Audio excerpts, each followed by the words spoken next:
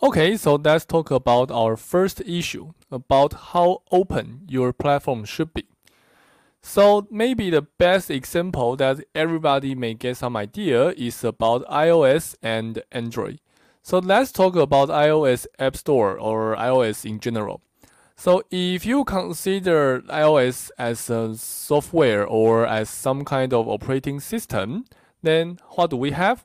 We have users at one side, app developers at the other side, and of course there are some advertisers, all right? So they all go to the platform iOS to do something. Users go there to find apps, right? Advertisers go there to find users, and app developers also go there to find users.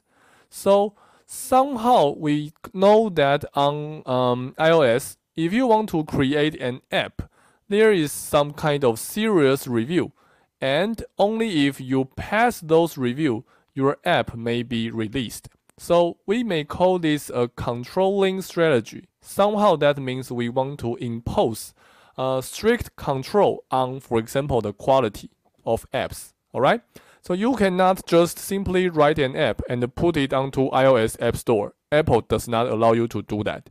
Apple would impose some restriction on qualities.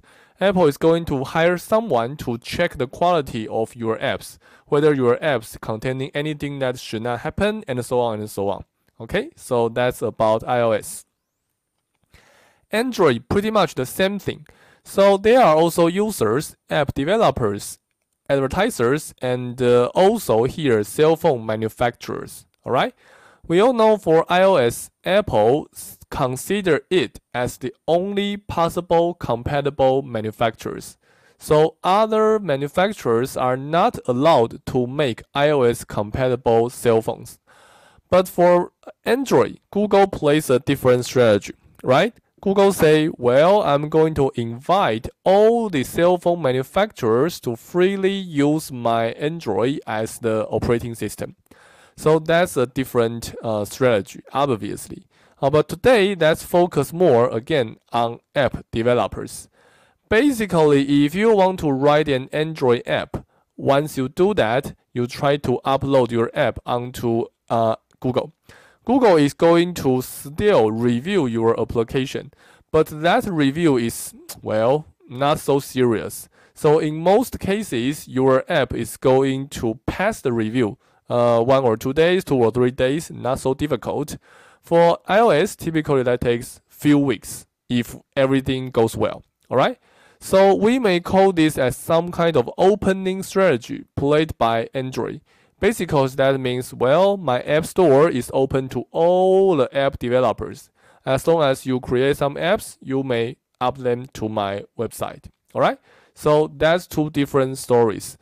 Both platforms they welcome app developers, but iOS sets a higher restriction on quality. All right. Still, there are something that is very similar on their pricing model. So we may look at their revenue sharing policies. In both platforms, is that app developers, if they sell something, apps in-app purchase, as long as an app developer sells something, 70% of the revenue goes to the app developer and the platform takes 30% of them. That's about the pricing model. So their policies seems to have some impact on the outcome.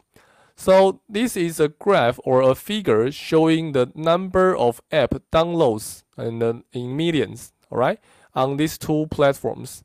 So you may see that starting from maybe 4 or 5 years ago, we continuously see that Google Play is having more downloads than iOS, all right? So there are more people using Google Play. Why? Because all manufacturers are allowed to make Android compatible cell phones, right? So the number of users is higher, number of apps is higher, and also the number of app downloads is also higher. Here you may see that it's almost 3 times than iOS. Okay, so that's somehow a huge difference. But if you look at app revenues, that's a little bit different. So basically, continuously since 5 years ago, iOS App Store is always earning more money than Google Play regarding app revenues. Alright? So somehow that means iOS can generate, for example, roughly almost 2 times of the app revenues from Google Play. So somehow it may suggest the following. Well, on Google Play there are more downloads, but maybe on iOS App Store there are more purchases. Okay? So here, let's think about some questions. If you write an app, do you prefer Android more? Why or why not? Is there any reason regarding development, regarding user acquisition, and so on and so on?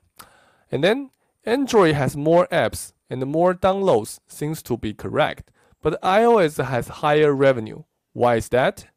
And finally, somehow the two companies, Android and iOS, and I should say Google and Apple, they do different platform governance rules, right? One say I'm going to open to everyone with loose quality control. The other one says that, okay, I'm going to set a high bar on the minimum quality. So they do different policies on platform governance. And then please think about whether these kind of governance rules has anything to do with their revenue models. Well, you may say, their revenue models is revenue sharing, 30%, whatever. Maybe you want to spend some more minutes to think deeper. Okay? So I'm going to leave these questions to you, and we will do discussions when it is the discussion session. Alright? So that's about opening and controlling.